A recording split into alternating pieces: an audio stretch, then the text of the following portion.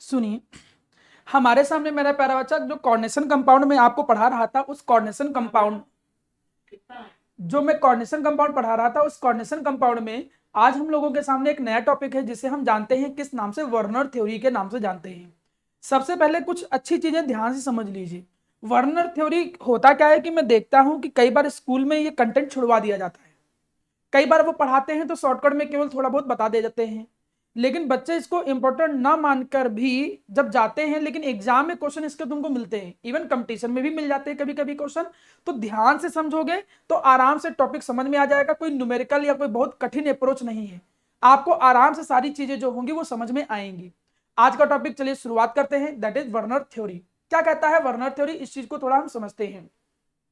Actually में Werner theory की कहानी क्या थी कि शुरू में हमारे सामने कोऑर्डिनेशन कंपाउंड जब नहीं डिस्कवर हुए थे, तब उन लोगों को यह नहीं पता था कि कोऑर्डिनेशन कंपाउंड जैसी क्या चीज होती है। उसमें वर्नर कई सारे एक्सपेरिमेंट कर रहे थे। अल्फ्रेड वर्नर साइंटिस्ट का नाम था। इन्होंने कोबाल्ट क्लोराइड, एक कंपाउंड था जिसका नाम था कोबाल्ट क्लोराइड, उस कोबाल्ट क्लोराइड को अमोनिया के साथ रिएक्ट कराया अलग अलग प्रोपोर्शन में, और अलग अलग कंपाउंड बनने स्टार्ट हुए। फिर अब उनको उस चीज को जस्टिफाई करने की जरूरत महसूस हुई कि भाई हम उसे जस्टिफाई क्या करें। तो देखिए, पहले मैं चीजें समझाता हूं कि हुआ क्या। हुआ ये मेरा प्यारा बच्चा कि जो अल्फ्रेड वर्नर थे, इन्होंने क्या किया कि जो कोबाल्ट क्लोराइड था उसको अमोनिया के साथ रिएक्ट कराया, अलग अलग रेशियो में रिएक्ट कराया। तो इनके सामने क्या हुआ कि अलग अलग कंपाउंड बन के आए, जैसे कोबाल्ट क्लोराइड डॉट 5NH3 बन के आया, माना बन के आया कोबाल्ट क्लोराइड डॉट 4NH3 बन के आया। ठीक, पहली बात, इनका जो कलर था वो भी अलग अलग था। ये जब पानी में जा रहे थे तो पानी में जाने पे अलग अलग आयन दे रहे थे। कोई माना 4 आयन में टूट रहा है, कोई देख रहे हैं कि कोई जो है वो 2 आयन्स में टूट रहा है, 2 आयन में टूट रहा है। अब ये सर कैसे पता किए कि कितने आयन में टूट रहा है, जब इनको पता ही नहीं था, स्ट्रक्चर ही नहीं मालूम था, तो ये जाने कैसे कितने आयन में टूट रहा है। तुम लोगों ने सॉल्यूशन चैप्टर पढ़ा था, सॉल्यूशन चैप्टर में कॉलगेटिव प्रॉपर्टी पढ़ा था। कॉलगेटिव प्रॉपर्टी क्या होती थी, आपको पता था कि कॉलगेटिव प्रॉपर्टी ऐसी प्रॉपर्टी होती है जो नंबर ऑफ सॉल्यूट पार्टिकल पे डिपेंड करते हैं। इन्होंने चेक किया कि जो पहला कंपाउंड था उसकी कॉलगेटिव प्रॉपर्टी ज्यादा है तो दूसरे की कम है। एक जब कॉलगेटिव प्रॉपर्टी को उन्होंने कंपेयर किया, उस बेसिस पे उनको अंदाजा लगा, क्या अंदाजा लगा कि अलग अलग कंपाउंड अलग अलग नंबर ऑफ आयन प्रोड्यूस कर रहा है। अभी मेरी बात को ध्यान से समझिएगा। जो ये वर्नर थे, उन वर्नर ने क्या किया, एक एक्सपेरिमेंट कर रहे थे अपने बेसिस पे। उस एक्सपेरिमेंट में कोबाल्ट क्लोराइड की रिएक्शन उन्होंने किसके साथ कराई, अमोनिया के साथ कराई, और उनको अलग अलग प्रोडक्ट मिले, P1 P2 P3, ये अलग अलग प्रोडक्ट मिले। इनका कलर, जब इनको एक्वस मीडियम में डालते थे तो नंबर ऑफ आयंस ये सब अलग अलग मिल रहा था। चलिए, एक्सपेरिमेंट कर रहे थे, कोई बात नहीं, प्रोडक्ट बन गया वो भी कोई बात नहीं। लेकिन अब तुम तो हो साइंटिस्ट, तुमको समझाना पड़ेगा दूसरों को कि ये जो बना है वो है क्या, उसकी बॉन्डिंग कैसे है, उनमें बॉन्ड बना कैसे है, कैसे एलिमेंट जुड़े हुए हैं। जब उन्होंने इस चीज को समझाने की कोशिश किया कोवलेंट से, तो कोवलेंट से बन ही नहीं पा रहा था कॉन्सेप्ट, आयनिक से भी कॉन्सेप्ट नहीं बन पा रहा था। तब उनको एक आइडिया लगा कि क्या पता कोऑर्डिनेट बॉन्ड हो, और उस समय कोऑर्डिनेट बॉन्ड का भी उतना ज्यादा कॉन्सेप्ट नहीं चल रहा था। तो इन्होंने अपने हिसाब से कुछ पोस्टुलेट दिए। देखिए, ये बहुत पहले की बात थी, जब कोऑर्डिनेशन कंपाउंड में बहुत ज्यादा एक्स्ट्रा कॉन्सेप्ट नहीं पता थे। हमें यह नहीं पता था कि डी ब्लॉक का मेटल जो होता है उसके पास वैकेंट ऑर्बिटल होते होंगे और लिगेंड्स उसमें इलेक्ट्रॉन पेयर डोनेट कर देते होंगे। ये सब मॉडर्न कॉन्सेप्ट है, ये बीबीटी में और इनमें समय कॉन्सेप्ट पढ़ोगे। पुराने समय में इतना कोई ज्यादा कॉन्सेप्ट था नहीं। अब उनको एक्सप्लेनेशन भी देना है, इनको एक्सप्लेनेशन कुछ ऐसा देना है कि चीजें जस्टिफाई भी हो जाए प्रॉपर। उसी एक्सप्लेनेशन की फॉर्म में उन्होंने कई सारे पॉइंट बोले। इन्होंने कहा कि इन कंपाउंड के अंदर ये बातें फॉलो होंगी, और उन्हीं पॉइंट को हम पोस्टुलेट की फॉर्म में समझते हैं और पोस्टुलेट की फॉर्म में उनको लिखते हैं। तो चलिए, अल्फ्रेड नोबेल के पहले कुछ पोस्टुलेट समझ लेते हैं। अब आपको एक बात क्लियर हो जानी चाहिए कि वो पोस्टुलेट किस चीज के थे। जो उन्होंने कंपाउंड डिस्कवर किया था कोबाल्ट क्लोराइड और अमोनिया के बनाने पे, उसके पोस्टुलेट उन्होंने दिए थे। क्या क्या पोस्टुलेट दिए, थोड़ा ध्यान से समझिएगा। इन्होंने कहा, पहली बात, इन्होंने कहा कि जो मेटल होते हैं इनके पास दो तरीके के लिंकेज होते हैं या दो तरीके की वैलेंसी होता है। इस बात का क्या मतलब है, इन्होंने कहा कि एक वैलेंसी होती है प्राइमरी और दूसरी वैलेंसी क्या होती है, सेकेंडरी। इन्होंने दो बातें बोली, एक प्राइमरी वैलेंसी होता है और एक सेकेंडरी वैलेंसी होता है। थोड़ा ध्यान से समझिएगा। अब आपके मन में आएगा कि ये क्या चीज है। देखिए वैलेंसी का मतलब होता है कंबाइनिंग कैपेसिटी, मतलब एक तरीके से बॉन्ड, कोई जो सेंट्रल एटम है वो किसी के साथ बॉन्ड कैसा बनाया है। तुम यहां पर वैलेंसी का मतलब ध्यान रखो कि बॉन्ड, उन्होंने कहा कि जो सेंट्रल मेटल होगा, जो बीच में मेटल है, जो बीच में मेटल है वो बाकी एलिमेंट के साथ जो बॉन्ड बना रहा है वो बॉन्ड दो तरीके के हैं, एक बॉन्ड है प्राइमरी वैलेंसी और दूसरे को सेकेंडरी वैलेंसी नाम दिया। इन्होंने कहा कि इस कंपाउंड के अंदर दो तरीके के बॉन्ड देखने को मिलेंगे, कुछ को प्राइमरी वैलेंसी नाम दे दिया, कुछ को सेकेंडरी वैलेंसी नाम दे दिया। अच्छा, फिर उन्होंने क्या कहा, इन्होंने कहा कि जो प्राइमरी वैलेंसी होगा, देखिए पहले सारे पोस्टुलेट उनके सुनते चलो क्योंकि ये उन्होंने दिया है और आज के टाइम में हम उन कॉन्सेप्ट को फॉलो नहीं करते हैं। हमारा जो कॉन्सेप्ट होता है हम मॉडर्न कॉन्सेप्ट में चलेंगे, वीबीटी पे, सीएफटी पे, इस कॉन्सेप्ट पे चलेंगे। तो उन्होंने अपने टाइम पे क्या दिया, हमको वैसे ही अडॉप्ट करना पड़ेगा। ये बिल्कुल वैसे है जैसे तुम लोग जे थॉमसन मॉडल पढ़ते हो कि नहीं, एटम जो होता है कि स्पेयर के तरीके से होता है, पॉजिटिव स्पेयर है, इलेक्ट्रॉन एम्बेडेड है। अब पढ़ना तो पड़ता है ना हम लोगों को मॉडल, क्योंकि वो दिया था उन्होंने पुराना कॉन्सेप्ट। तो उसी समय वर्नर ने क्या बोला, उन चीजों को उसी तरीके से अडॉप्ट करने की कोशिश करो कि वो ये कुछ कह रहे थे। इन्होंने कहा कि जो ये कंपाउंड है उस कंपाउंड के अंदर दो तरीके की वैलेंसी है, कुछ वैलेंसी जो होंगी उनको कहेंगे प्राइमरी वैलेंसी और कुछ वैलेंसी होंगी जिनको कहेंगे सेकेंडरी वैलेंसी। इन्होंने बोला कि प्राइमरी वैलेंसी आयनेजेबल है और सेकेंडरी वैलेंसी नॉन आयनेजेबल है। इसका क्या मतलब हुआ, आयनेजेबल का मतलब जो आयन में कन्वर्ट हो जाए। एक बात ध्यान देना, जब पानी में डाला जाएगा, जैसे ही एक्वस मीडियम में डाला जाए तो जो एक्वस मीडियम में टूट जाएगा बॉन्ड, जो बॉन्ड ब्रेक हो जाएगा वही तो आयन में कन्वर्ट हो पाएगा। जब ये ब्रेक होगा तो ये A+ या B- में टूटेगा। तो एक तरीके से आयनेजेबल और नॉन आयनेजेबल का मतलब ऐसे समझो कि जो आयनेजेबल बॉन्ड होंगे, मतलब प्राइमरी वैलेंसी जो होंगे, वो एक्वस मीडियम में क्या हो सकते होंगे, ब्रेक हो सकते होंगे, और ये एक्वस मीडियम में भी ब्रेक नहीं होंगे। तो उन्होंने कहा कि जो कंपाउंड है उस कंपाउंड के अंदर दो तरीके की वैलेंसी होंगी, कुछ वैलेंसी होंगी प्राइमरी और कुछ वैलेंसी क्या होंगी, सेकेंडरी। सीधी सी चीज। इन्होंने कहा कि जो प्राइमरी वैलेंसी होंगी वो आयनेजेबल होंगी, मतलब वो आयन में कन्वर्ट हो सकती हैं, और जो सेकेंडरी वैलेंसी होंगी वो आयन में कन्वर्ट नहीं हो सकती हैं। चलिए इनकी बात हम मान लेते हैं, आगे बढ़ते हैं। इसके बाद इन्होंने क्या कहा, इन्होंने ये कहा कि जो प्राइमरी वैलेंसी है वो नंबर ऑफ आयनिक बॉन्ड के इक्वल है। नंबर ऑफ आयनिक बॉन्ड का क्या मतलब है भाई, प्राइमरी वैलेंसी ही तो टूटेंगे और वही आयन में कन्वर्ट होगा ना, तो वो नंबर ऑफ आयनिक बॉन्ड के इक्वल होगा। उन्होंने कहा कि primary valency number of ionic bond के इक्वल होगा और उसको ऑक्सीडेशन स्टेट के थ्रू जस्टिफाई किया जाएगा, जो कि ऑक्सीडेशन स्टेट के इक्वल होगा उस एलिमेंट के। अभी आप केवल पॉइंट सुनो, जब हम एक कंपाउंड लेके चलेंगे ना उसके अंदर हम इन सारे पॉइंट को पुट करके जस्टिफाई करवाएंगे, तब आपको हर एक पॉइंट को ज्यादा अच्छे से समझ में आएगा। इन्होंने बोला कि जो सेकेंडरी वैलेंसी होते हैं, जो कि क्या होते थे मेरा प्यारा बच्चा, नॉन आयनेजेबल। इन्होंने कहा कि जो सेकेंडरी वैलेंसी नॉन आयनेजेबल होते हैं वो मेरा प्यारा बच्चा क्या होंगे कि नंबर ऑफ कोऑर्डिनेट बॉन्ड के इक्वल होंगे, उतने ही कोऑर्डिनेट बॉन्ड बनेंगे, मतलब नॉन आयनेजेबल। अब आपको समझ में आ रहा होगा कि प्राइमरी वैलेंसी जो था, जो कि आयनेजेबल था, उसको आयनिक बॉन्ड का कॉन्सेप्ट दिया गया कि भाई ये आयनिक बॉन्ड के थ्रू जुड़े हुए हैं, बात नंबर 1। सेकेंडरी वैलेंसी जो नॉन आयनेजेबल थे, जो आयन में नहीं कन्वर्ट होते थे, वो यहां पर कोऑर्डिनेट बॉन्ड का काम करेंगे, और उसका जस्टिफिकेशन कौन देगा, मतलब वो बॉन्ड बनाएगा कौन। उन्होंने कहा कि ये जो बॉन्ड बनाएगा वो कौन बनाएगा, निगेटिव लिगेंड। अभी अभी आएगा आपके सामने, थोड़ा समझिएगा। अब यहां पर थोड़ा ध्यान दीजिए, जैसे ये कंपाउंड है कोबाल्ट क्लोराइड, मैंने बोला नहीं था कोबाल्ट क्लोराइड को कई रेशियो में रिएक्ट कराया गया अमोनिया के साथ। तो पहले बना कोबाल्ट क्लोराइड at 6NH3। अब इसको जब पानी में डाला गया तो ये कुछ इस तरीके से कंपाउंड बना रहा है। अभी केवल ध्यान के चलो कि बना रहा है, बाद में अब मैं इसको जस्टिफिकेशन बाद में दूंगा क्यों। देखा गया कि जब पानी में जाता है तो कितने आयन में टूटता है, देखो ये 1 और ये 3, टोटल आयन कितने हैं 4। तो देखिए कितने आयन दे रहा है, ये 4 आयन दे रहा है। अब उन्होंने एक्सपेरिमेंट भी किया, क्या एक्सपेरिमेंट किया, AgCl लिया। उन्होंने क्या लिया, AgCl। अच्छा एक बात समझो, AgCl नहीं लिया, एक्चुअली लिया इन्होंने AgNO3। इन्होंने क्या किया कि जब AgNO3 को डाला, ठीक है, AgNO3 के डालने पे उनको AgCl के कंपाउंड मिल रहे थे। अच्छा ये मिलेंगे कैसे, AgNO3 जब किससे कंबाइन करेगा, क्लोराइड आयन से। जब वो क्लोराइड आयन से कंबाइन करेगा तभी तो मेरा प्यारा बच्चा क्या मिलेगा, AgCl मिलेगा। ठीक, इन्होंने क्या देखा कि जो पहला कंपाउंड था ये कितने AgCl दे रहा है, 3 दे रहा है। क्यों 3 देगा, क्योंकि 3 Cl- है। अभी हर एक बात समझ में आएगी, उसके लिए आप बिल्कुल निश्चिंत रहिए, बस केवल सुनते चलिए। दूसरे कंपाउंड पे चले आते हैं हम लोग। दूसरे कंपाउंड पे अगर मैं देखूं यहां पर, वो क्या है, COCl3.5NH3, ये कंपाउंड ले लिया। ये कुछ इस तरीके से ब्रेक कर रहा था, कितने आयन में ब्रेक कर रहा है, 3 आयन में ब्रेक कर रहा है।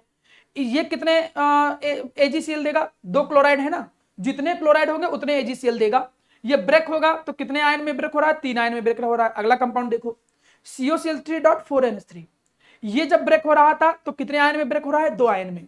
ये ब्रेक 2 आयन में हो रहा है, लेकिन कोई बताएगा कितने AgCl कंपाउंड देगा, ये कितने AgCl कंपाउंड देगा, कितने मोल ऑफ AgCl देगा, 1 देगा। ठीक है, वैसे वॉइस नहीं आ रही लेकिन आपके चेहरे से पता चल जा रहा है। ठीक, तो वो कितने आयन दे देगा, 1 दे देगा। चलिए ठीक, अब आगे बढ़ते हैं हम लोग। अब इतनी चीजें समझ लेने के बाद, चलिए हमने ये इतनी बातें समझ लिया कि ये 4 आयन देगा, ये 1 मोल ऑफ AgCl देगा और 2 आयन में टूट जाएगा। लास्ट कंपाउंड देखो, ये जो कंपाउंड था ये आयोनाइज ही नहीं होता है। जब आयोनाइज ही नहीं होगा तो AgCl के कंपाउंड देगा नहीं, और टोटल कितने आयन में टूटेगा, 0 आयन में टूटेगा। अब आप कहोगे कि सर ये तो आप बिल्कुल थ्योरी बता दे रहे हो, ये समझ में हमको आ नहीं रहा है, हमको थोड़ा समझाइए। तो आप उसके लिए बिल्कुल परेशान ना होइए, हर एक पॉइंट तुमको समझ में आएगा। आप बस केवल इतना समझते चलो कि ये जो पॉइंट उन्होंने बोले हैं उसको केवल ध्यान में रखना है। इन्होंने कहा कि जितने भी मेटल होंगे, बीच में उन्होंने एक बात बोली कि जितने भी मेटल होंगे वो मेटल, मेरा प्यारा बच्चा, क्या करेंगे कि दोनों तरीके की वैलेंसी को जस्टिफाई करेंगे। मतलब ऐसा नहीं है कि प्राइमरी वैलेंसी ही केवल जस्टिफाई हो, हर तरीके की वैलेंसी जस्टिफाई होगी। प्राइमरी वैलेंसी भी जस्टिफाई होगी और सेकेंडरी वैलेंसी भी जस्टिफाई होगी। अब उन्होंने उसमें भी क्या बोला, इन्होंने कहा कि जो प्राइमरी वैलेंसी होगा उसको जस्टिफाई कौन करेगा, जो निगेटिव आयंस होते हैं। ध्यान दीजिएगा, इन्होंने कहा कि जो प्राइमरी वैलेंसी होगा उसको कौन जस्टिफाई करेगा, निगेटिव आयंस। यहां पर देखिए, ये तो मेटल है, ये जो है ये क्या है, ये मेटल है। यहां पर जो प्राइमरी वैलेंसी है, उन्होंने बोला कि प्राइमरी वैलेंसी को जस्टिफाई का काम कौन करेगा, जो निगेटिव आयंस हैं या निगेटिव स्पीसीज है वो प्राइमरी वैलेंसी का काम करेंगे। ये बात अपने दिमाग में बैठा लो।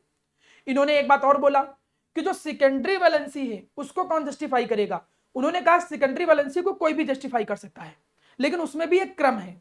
पहले कौन जस्टिफाई करेगा, निगेटिव, फिर न्यूट्रल, सॉरी पहले कौन ये उन्होंने लिखा है, क्रम उन्होंने लिखा नहीं। उन्होंने कहा कि पहले कौन जस्टिफाई करेगा, न्यूट्रल, और उसके बाद जब जरूरत पड़ेगी, जब हमें माना जरूरत पड़ रही है तो निगेटिव वाले उसको क्या करेंगे, जस्टिफाई करेंगे। चलिए आगे बढ़ते हैं हम थोड़ा सा। अब इन चीजों को हम थोड़ा एक्सप्लेन करने की कोशिश करते हैं। यहां पर थोड़ा सभी लोग ध्यान से देखिए। अब मैं इसी से उसका पूरा स्ट्रक्चर समझाता हूं, यहां से अब आपको थोड़ा थोड़ा समझ में आए। वर्णन ने पहली बात क्या बोली, वर्णन ने पहली बात ये बोली कि कोई भी जो मेटल होता है उस मेटल की 2 तरीके की वैलेंसी होती है। कौन कौन सी 2 तरीके की वैलेंसी होती है, एक होता है जिसे बोलते हैं प्राइमरी वैलेंसी, और एक होता है मेरा प्यारा बच्चा जिसे हम बोलते हैं सेकेंडरी वैलेंसी। चलिए बात नंबर 1 जरा याद करिए, इनमें से ये जो प्राइमरी वैलेंसी होगा वो क्या होगा, आयनेजेबल। दूसरी बात उन्होंने क्या बोली कि जो सेकेंडरी वैलेंसी क्या होगा, वो क्या होगा, नॉन आयनेजेबल। एक्चुअली क्या हुआ कि जो पीपीटी है वो कहीं पड़ी हुई थी तो मैंने वहां से उठा ली है, तो कई सारे पॉइंट जो है उसमें मिसिंग है। अब मुझे याद आ रहा है तो मैं अलग से बता दे रहा हूं। ठीक, ये पहली बात। दूसरी बात उन्होंने कहा कि जो प्राइमरी वैलेंसी होगा उनको जब हम रिप्रेजेंट करेंगे तो हम कुछ ऐसे रिप्रेजेंट करेंगे, डॉट डॉट से। जो सेकेंडरी वैलेंसी होगा उसको कंप्लीट लाइन के तौर पर रिप्रेजेंट करेंगे। जब हमको कंपाउंड बनाना होगा तो उसको एक कंप्लीट इस तरीके से रिप्रेजेंट करेंगे। ये दूसरा पॉइंट आया। उन्होंने कहा कि जो प्राइमरी वैलेंसी होगा उसको कौन जस्टिफाई करेगा, निगेटिव स्पीसीज जस्टिफाई करेंगे, और जो सेकेंडरी वैलेंसी होगा उसको सबसे पहले कौन जस्टिफाई करेगा, पहले न्यूट्रल वाले जस्टिफाई करेंगे, और जब जरूरत पड़ेगी तब निगेटिव, इफ रिक्वायर्ड, कब, इफ रिक्वायर्ड, तब निगेटिव वाले उसको जस्टिफाई करेंगे। उन्होंने एक बात और बोली, उन्होंने ये बात बोली कि जो मेटल है उस मेटल का कोऑर्डिनेशन नंबर जो है, उन्होंने कहा कि जो मेटल है उसका जो कोऑर्डिनेशन नंबर है, मतलब कितने बॉन्ड बनेंगे, वो फिक्स है, वो कभी चेंज नहीं होगा। ये बात बोली। अब जब कोऑर्डिनेशन नंबर उन्होंने दिया तो उन्होंने कहा कि कोबाल्ट का जो कोऑर्डिनेशन नंबर है वो उन्होंने कहा कितना होता है, 6 होता है। ये चीज कहीं किसी भी बुक में एक्सप्लेन नहीं दिया गया। हर एक चीज का उन्होंने प्रॉपर एक्सप्लेनेशन दिया, लेकिन उन्होंने ये एक्सप्लेनेशन नहीं दिया कि कोबाल्ट का कोऑर्डिनेशन नंबर 6 कहां से फिक्स कर दिया। उन्होंने बस अपने उस समय की थ्योरी में जहां एक्सपेरिमेंट किया और उन्होंने बस एक पॉइंट ऐसे ही बोल दिया कि कोबाल्ट क्लोराइड में जो कोबाल्ट मेटल है उसका जो टोटल कोऑर्डिनेशन नंबर होगा वो कितना होगा मेरा प्यारा बच्चा, 6 होगा। चलिए इतनी बात उन्होंने बोली। और उन्होंने ये भी बात भी बोली कि ये जो कोऑर्डिनेशन नंबर 6 है इसको जस्टिफाई किया जाएगा तो केवल किससे जस्टिफाई किया जाएगा, ओनली बाई सेकेंडरी वैलेंसी। उसको किससे जस्टिफाई किया जाएगा, सेकेंडरी वैलेंसी से जस्टिफाई किया जाएगा। अब देखिए वर्नर थ्योरी के सारे पॉइंट हम आपको एक पेज में इस तरीके से रिप्रेजेंट करके रखे हैं। अब इसी बेसिस पे मैं अब इस कंपाउंड को प्रॉपर जस्टिफाई करूंगा। ध्यान दीजिएगा सभी लोग, अब यहां पर ध्यान दीजिए सभी लोग।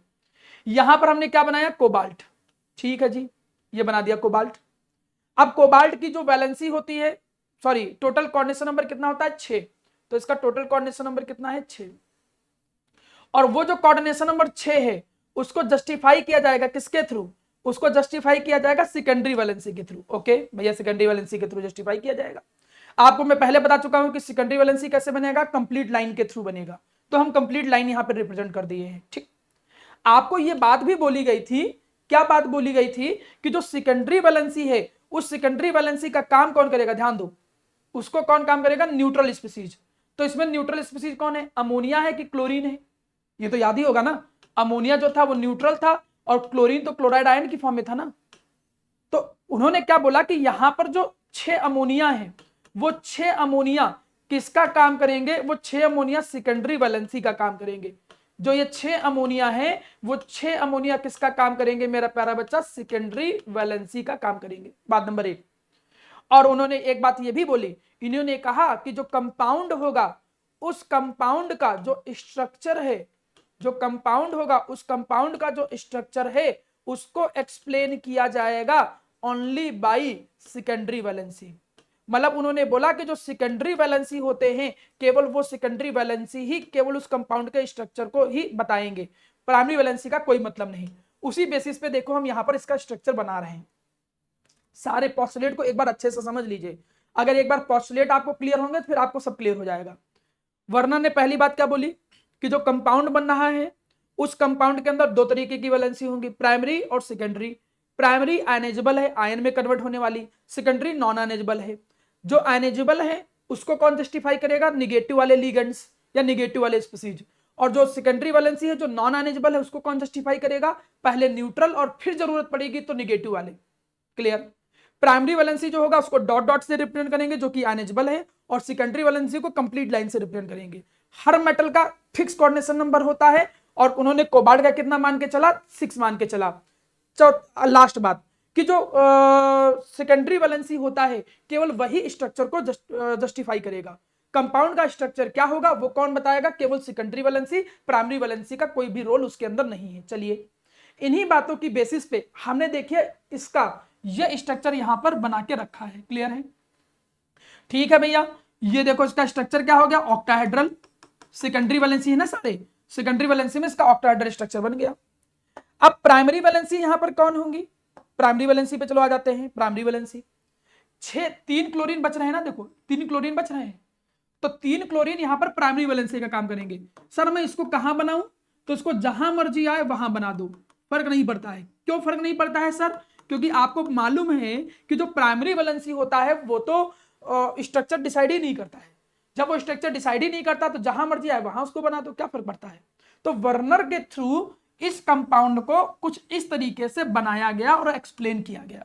ठीक है, अब ध्यान दो। अब जो ये सेकेंडरी वैलेंसी थे वो सेकेंडरी वैलेंसी किसका काम कर रहे थे, कोऑर्डिनेट बॉन्ड का काम कर रहे थे जो कि नॉन आयनेबल थे। इन्होंने क्या बोला कि जब मैं उसका फॉर्मूला लिखूंगा तो फॉर्मूला लिखते समय जो नॉन आयनेबल हिस्सा है वो स्क्वायर ब्रैकेट के अंदर रहेगा। तो उन्होंने स्क्वायर ब्रैकेट के अंदर कर दिया, कितने नॉन आयनेबल हैं, 6, और जो आयनेबल था वो उसको बाहर कर दिया। ठीक है, हो गया।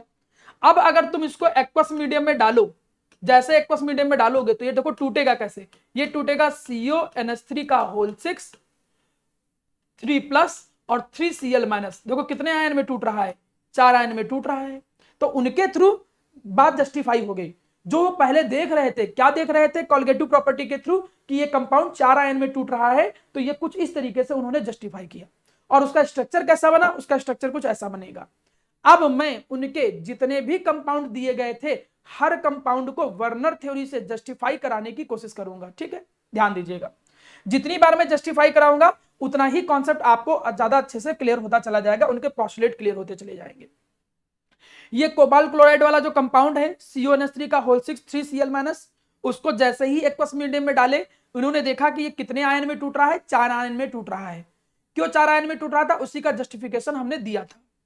अब वो उसी का देखो स्ट्रक्चर बनाए हैं जो हमने स्ट्रक्चर बनाया था। अब मैं इनके बाकी के जो स्ट्रक्चर होंगे, क्योंकि ये जो तो हिस्सा देख रहे हो अमोनिया वाले, ये अमोनिया वाले बॉन्ड नॉन आयनेजेबल हैं। नॉन आयनेजेबल है मतलब ये ब्रेक नहीं होंगे, तो जब ब्रेक नहीं होंगे तो ये कोऑर्डिनेशन स्फीयर का काम करेंगे। ये किसका काम करेंगे, कोऑर्डिनेशन स्फीयर का। और जो बाहर वाला हिस्सा है जिनमें 3 क्लोरीन आ रहे हैं जो कि आयन में कन्वर्ट हो जा रहे हैं, वो किसका काम करेंगे, वो आयनाइजेशन स्फीयर का काम करेंगे। क्लियर है यहां तक। अब इसके बाद मैं इनके बाकी के स्ट्रक्चर को जस्टिफाई करूंगा। चलिए देखते हैं। पहला वाला तो समझ गए होंगे, मैं बाकी पे आता हूं। ठीक है, ये तो पहला वाला तो समझ में आ गया होगा। चलिए मैं इसका स्ट्रक्चर बनाता हूं, आप ही लोग मुझे आंसर दे दीजिएगा, आपको समझ में आ जाएगा। ठीक है,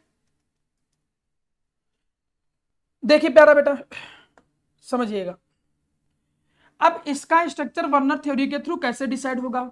कोबाल्ट को चलो बीच में बना दिया, वेरी गुड। देखिए पहले स्ट्रक्चर बनाना सीखो, कोई भरोसा नहीं है 1 नंबर में क्वेश्चन दे दे कि आप इसको वर्नर थ्योरी के थ्रू कैसे इसका प्रॉपर स्ट्रक्चर बनेगा, आप लिख के बनाइए, बना के दिखाइए, तो आपको उसकी जरूरत महसूस होगी। चलिए ये बना दिया। अब आपको मालूम है कि इसकी जो सेकेंडरी वैलेंसी होता है वो कितनी होता है, 6। तो 6 सेकेंडरी वैलेंसी हम बना दे रहे हैं। और सेकेंडरी वैलेंसी को जस्टिफाई करना कंपलसरी है, इसमें तो इफ एंड बट है ही नहीं। सेकेंडरी वैलेंसी को जस्टिफाई करना कंपलसरी है। और सेकेंडरी वैलेंसी को कौन जस्टिफाई करता है, पहले कौन जस्टिफाई करता है, कुछ पता है आपको, न्यूट्रल। तो न्यूट्रल जस्टिफाई करेंगे, तो न्यूट्रल कौन है, अमोनिया है यहाँ पे। तो 5 अमोनिया उसको क्या कर दिए मेरा प्यारा बच्चा, जस्टिफाई कर दिए। चलिए भैया 5 अमोनिया उसको जस्टिफाई कर दिए। ओके, किसको जस्टिफाई कर दिए, सेकेंडरी वैलेंसी को, क्योंकि वो न्यूट्रल है और सेकेंडरी वैलेंसी न्यूट्रल के थ्रू ही जस्टिफाई होता है। लेकिन एक बात हमने बोली थी, ये सेकेंडरी वैलेंसी देखो छूट जा रहा है और सेकेंडरी वैलेंसी को जस्टिफाई करना कंपलसरी है। हमने क्या बात सिखाई थी, हमने ये बात सिखाई थी कि अगर मजबूरीवश तुम्हारे सामने न्यूट्रल लिगेंड्स ना हो, तुम्हारे सामने न्यूट्रल स्पीसीज ना हो, तब सेकेंडरी वैलेंसी का काम कौन कर सकता है, जरूरत पड़ने पर निगेटिव वाला। तो हम एक निगेटिव यहां से ले लेंगे। तो निगेटिव यहां पर एक क्लोरीन ले लिया। अब ये जो क्लोरीन यहां पर आपने लिया है, ये क्लोरीन दोनों तरीके का काम करेगा। दोनों तरीके का काम क्या, निगेटिव था, ये निगेटिव का मतलब ये तो प्राइमरी वैलेंसी का काम कर रहा था, लेकिन मजबूरी और जरूरत की बेसिस पे ये इस समय सेकेंडरी वैलेंसी का काम भी कर रहा है, और साथ ही साथ में वो प्राइमरी वैलेंसी का भी काम कर रहा है। इसलिए आप बॉन्ड कुछ ऐसा बनाओगे, देखो आप पूरी लाइन भी खींचोगे और आप डैश डैश करके भी बॉन्ड बनाओगे, मतलब ये सेकेंडरी वैलेंसी और प्राइमरी वैलेंसी दोनों का काम कर रहा है, लेकिन आयनाइजेबल नहीं होगा। आयनाइजेबल भले प्राइमरी का भी काम कर रहा हो लेकिन आयनाइजेबल नहीं हो सकता है। क्यों नहीं हो सकता, क्योंकि सेकेंडरी बॉन्ड के थ्रू जुड़ गया है। चलिए अब इतना स्ट्रक्चर क्लियर हो गया।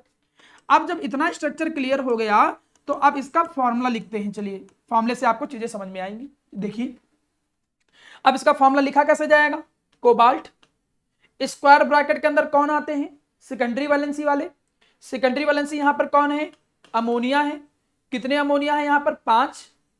और एक क्लोरीन भी सेकेंडरी वैलेंसी का काम कर रहा है, तो इसको भी स्क्वायर ब्रैकेट के अंदर ले लोगे। वेरी गुड, ले लिया स्क्वायर ब्रैकेट के अंदर।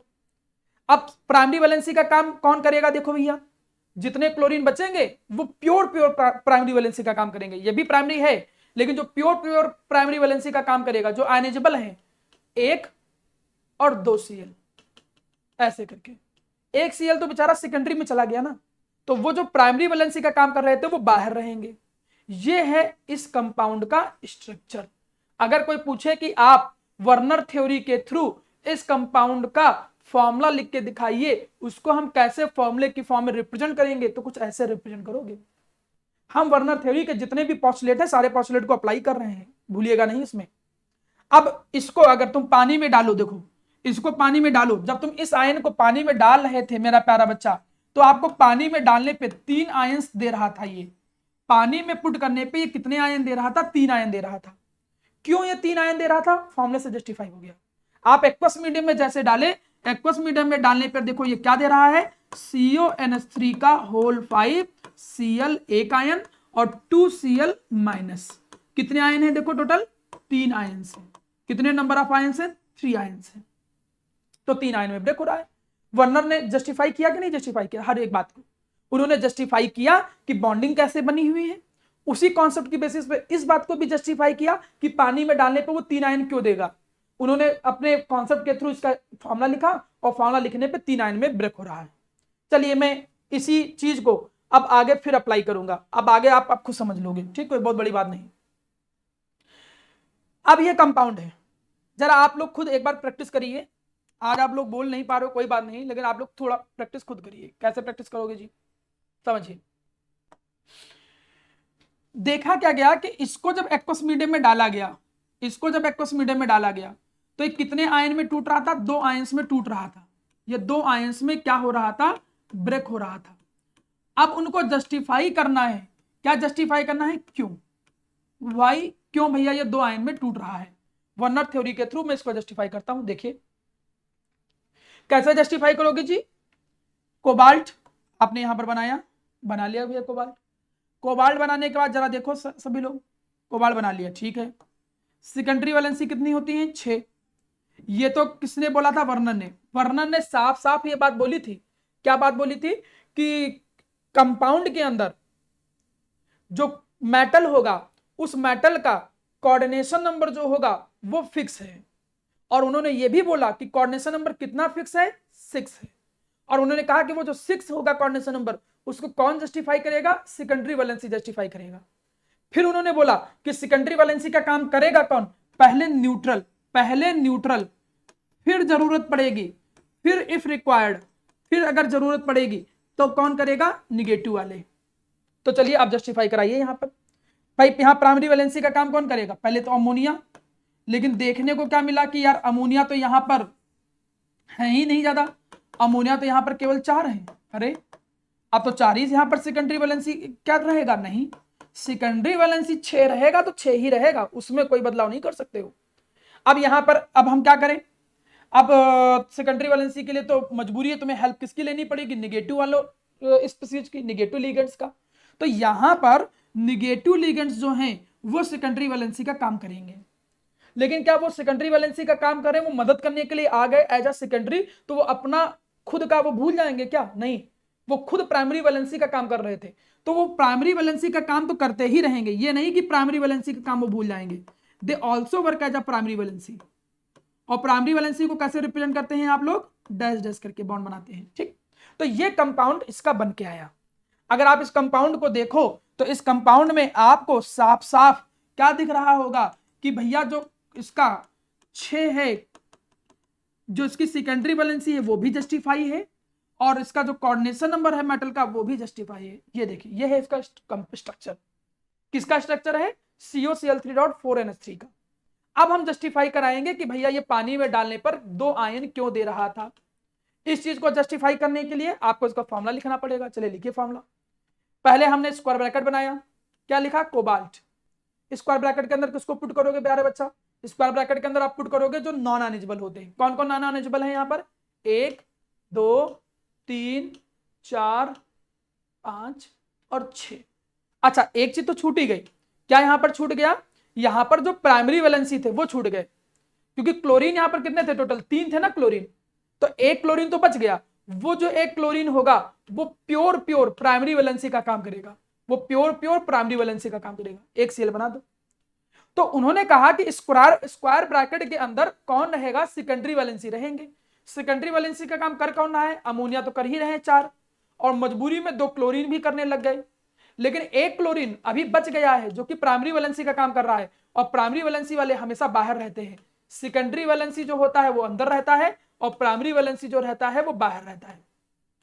पानी में डालो, जैसे पानी में डालोगे देखो कैसे टूटेगा, CONH3 का होल 4 Cl2 और प्लस और Cl माइनस। कितने आयन में ब्रेक हो रहा है, देखो 2 आयंस में ये क्या हो रहा है, ब्रेक हो रहा है। जस्टिफाई हो गया इनकी थ्योरी। तो वर्नर ने कुछ एक्स्ट्रा नहीं काम किया, वर्नर ने बस कुछ एक पॉइंट बोले कि कंपाउंड क्या होगा। अब मन में आएगा क्या सर, सब केवल कोबाल्ट क्लोराइड के साथ ही इन्होंने एक्सपेरिमेंट किया। हाँ, आपको कोबाल्ट क्लोराइड से रिलेटेड ही क्वेश्चन पूछा जाएगा, और कोबाल्ट क्लोराइड पर बेसिस ही एक्सपेरिमेंट आपका बनेगा, और वो भी चाहे कंपटीशन में चले जाओ आप, मेन एडवांस कहीं भी चले जाओ, अगर वर्नर थ्योरी का न्यूमेरिकल बनेगा तो आप इसी पर ही बनेगा। ठीक है, इतनी चीज हो जाने के बाद इनका स्ट्रक्चर आप देखो, आप समझ में आ जाएगा इनका स्ट्रक्चर। ये इनके सबके जितने भी स्ट्रक्चर बने थे वो सारे स्ट्रक्चर हैं। अब तुम इस लास्ट वाले स्ट्रक्चर को देखो थोड़ा, इस लास्ट वाले स्ट्रक्चर को देखो। अब क्वेश्चन सर कैसे बनेगा, एग्जाम में क्वेश्चन कैसे बनेगा? क्वेश्चन दो तीन तरीके से बन सकता है। पहला question, right the postulates of Werner theory, 2 number, 4-5 point बोले, वर्नर थ्योरी के पोस्टुलेट लिख दिया। दूसरा question, draw the structure of following compound bye help of Werner theory, Werner theory के बेसिस पे आप इसका स्ट्रक्चर बनाओ। किसका स्ट्रक्चर बनाओ? आप इसका स्ट्रक्चर बनाओ वर्नर थ्योरी के बेसिस पे। बना दिया आपने स्ट्रक्चर, दूसरा क्वेश्चन। तीसरा question may be conceptual question हो सकता है।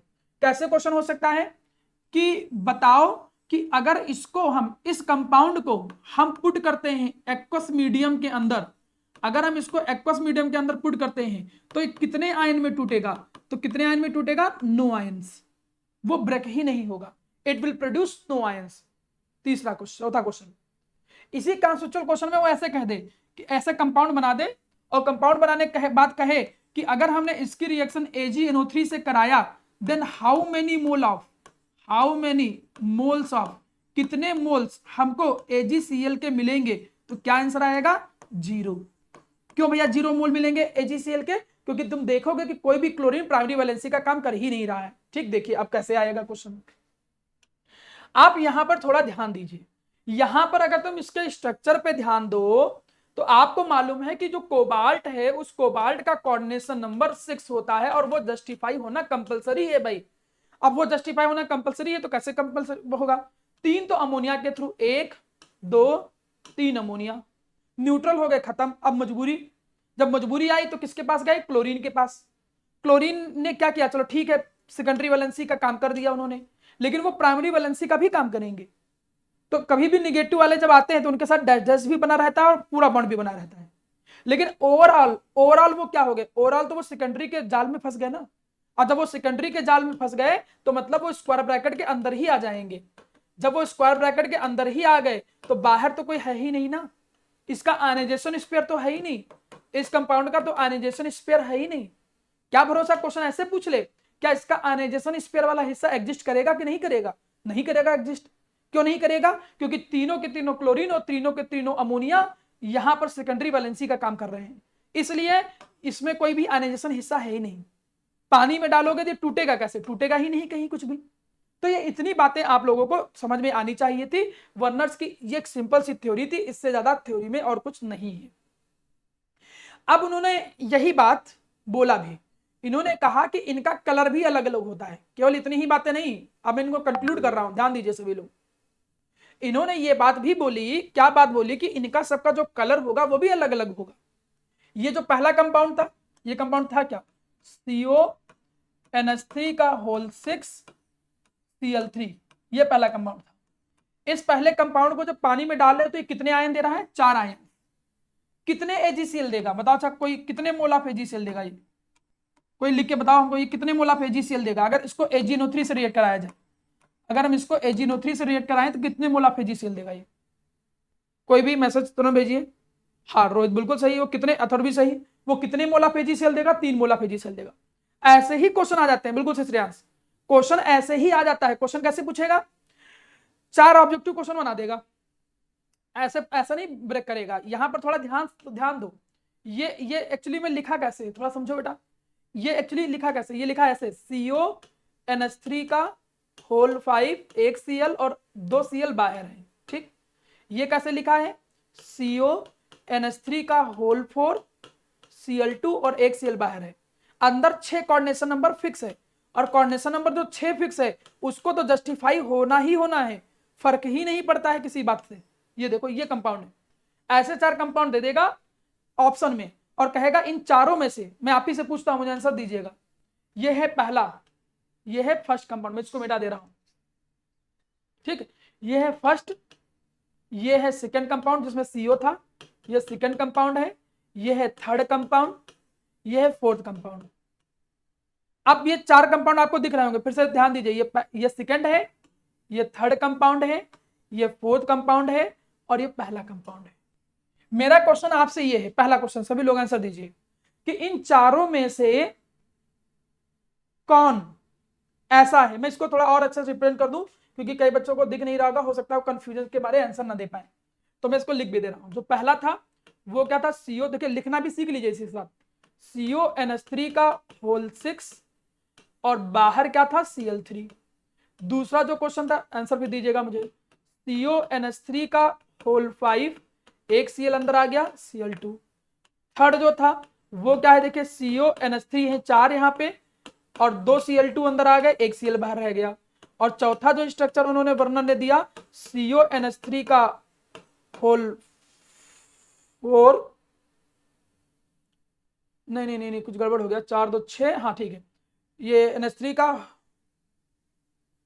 ये दोनों एक जैसे हैं, ठीक, मैं लिख दे रहा हूँ, इनके बेसिस तो नहीं, मैं अपने अकॉर्डिंग लिख दे रहा हूँ। यहाँ पर Cl आ गया, CONH3 का होल थ्राइस कर दे रहा हूँ, CONH3 का होल थ्राइस, यहाँ पर लिख दे रहा हूँ Cl3 और ये स्क्वायर ब्रैकेट। ये 4 ऑप्शन हमने दिए, 1 2 3 4 ऑप्शन। अब मुझे 1 2 3 4 में आंसर दीजिएगा, इनमें से कौन ऐसा है जिसको हम एक्वस मीडियम में जब डालते हैं तो वो 2 आयन में ब्रेक होता है। कौन है जिसको एक्वस मीडियम में डालेंगे तो 2 आयन में ब्रेक होगा? श्रेयांश आंसर थर्ड, बिल्कुल सही, बिल्कुल सही, थर्ड बिल्कुल सही है, आंसर क्लियर हो गया, कोई डाउट ही नहीं है। चलिए अच्छी बात। अब बताओ जरा, इनमें से ऐसा कौन है जिसको हम एक्वस मीडियम में डालेंगे वो डिसोसिएट ही नहीं होगा, इट डू नॉट डिसोसिएट। बिल्कुल सही सृष्टि, फोर्थ आंसर आ जाएगा। जानवी बिल्कुल सही। अब मुझे बताइए, चलिए इनमें से कौन सा क्वेश्चन, कौन सा ऑप्शन ऐसा है जो AgNO3 से जब रिएक्ट कराया जाए एक्सेस AgNO3 के साथ, एक्सेस का मतलब AgNO3 की कमी नहीं है, तो वो कितने मोल दे? 2 mole of AgCl they, which produce 2 mole of AgCl, जो 2 मोल AgCl के दे। AgNO3 से रिएक्ट करा और 2 मोल ऑफ AgCl दे, बताओ जरा। हाँ आयुष्मान सही है, हमने खूब सारा AgNO3 ले लिया और वो कितने मोल दे? 2 mole of AgCl they, 2 mole of AgCl दे। तो आंसर कौन सा आ जाएगा? सेकंड आ जाएगा। हाँ सही है। क्यों सेकंड आ जाएगा? क्योंकि AgNO3 को 2 क्लोराइड आयन चाहिए और 2 क्लोराइड आयन कौन देगा? ये देगा। तो इसी बेसिस पे देखो न्यूमेरिकल बनते हैं। अब मुझे नहीं लगता है कि वर्नर थ्योरी कोई उतना बहुत कठिन या कोई बहुत हवा वाली चीज है, बड़ी सिंपल सी चीज है यार। वर्नर थ्योरी में आप लोगों को केवल पॉस्टुलेट तैयार करने हैं। मैं पॉस्टुलेट एक बार जल्दी से रिवाइज करता हूं, then you are free, 2 minute में आपको कंप्लीट कर देता हूं। वर्नर ने कुछ बातें बोली, उन्होंने कहा कि कोबाल्ट क्लोराइड और अमोनिया की रिएक्शन कराया और कुछ कंपाउंड बनाए। वर्नर ने कहा कि जो मेटल होता है उसकी सेकेंडरी वैलेंसी फिक्स होती है, सेकेंडरी वैलेंसी को जस्टिफाई कौन करेगा? निगेटिव वाले, जरूरत पड़ेगा सॉरी न्यूट्रल वाले, और जरूरत पड़ेगा तो प्राइमरी वाले करेंगे। प्राइमरी वैलेंसी आनेजेबल है, सेकेंडरी वैलेंसी नॉन आनेजेबल है। जो मेटल का कोऑर्डिनेशन नंबर है वो फिक्स रहेगा, वो बदल नहीं सकता है। इसके बाद उन्होंने कहा कि जो प्राइमरी वैलेंसी है उसको डैश डैश से रिप्रेजेंट करेंगे और सेकेंडरी वैलेंसी को कंप्लीट लाइन से रिप्रेजेंट करेंगे। कंपाउंड का जो स्ट्रक्चर होगा वो कौन डिसाइड करेगा? सेकेंडरी वैलेंसी डिसाइड करेगा। ये सब बातें बोल देने के बाद उन्होंने कहा कि फला फला कंपाउंड पानी में डालने पे इतने आयन क्यों दे रहा है, AgNO3 के साथ रिएक्ट करने पे इतने मोल ऑफ AgCl क्यों दे रहा है, इन सारी बातों को उन्होंने एक्सप्लेन किया फॉर्मूला लिख लिख करके। और एक बात और बता दे, हर एक का कलर भी अलग अलग होता है, they have the different colours, वो उनका कलर भी अलग अलग होता है और वो आयंस के नंबर के कारण ही कलर अलग अलग होता है। चलिए आज की क्लास वर्नर थ्योरी हम यहीं तक रखते हैं, नेक्स्ट क्लास में हम आप लोगों के साथ डिस्कशन करेंगे। चलिए मैं इसको यहीं पे होल्ड करता हूं।